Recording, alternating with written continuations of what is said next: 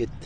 Assalomu alaykum, hurmatli qishloqdoshlar, ushoqtepaliklar, to'lg'a, butun yuksalish, qolaversa Yetak qishlog'i, Chaqa, Ayranchi, Beglar hammasini xonadonlarida bir martadan borib davrasini olib bordik.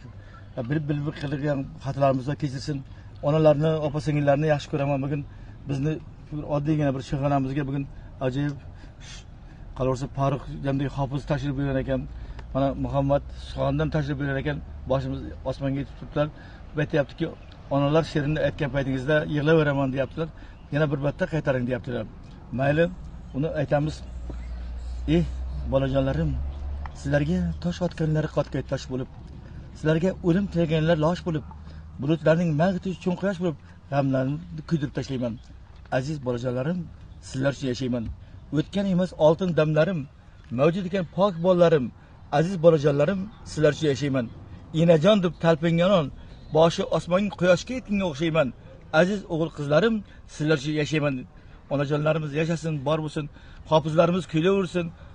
Muhammad Suxondanlar so'z bilan tabrik aylaversin. Pul emas, jon og'aynisi bo'lsin. Mol dunyoni yig'masin, do'stlarga, har bir insonga xizmat qilsin.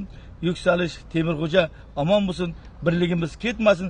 Shu xonadon sizlar uchun har doim muntazir kelib, mehmon bo'lib kelsangiz, qalbimiz, qo'limiz, ko'ksimiz esa salom yo'llaymiz. Omon bo'ling. Yashang.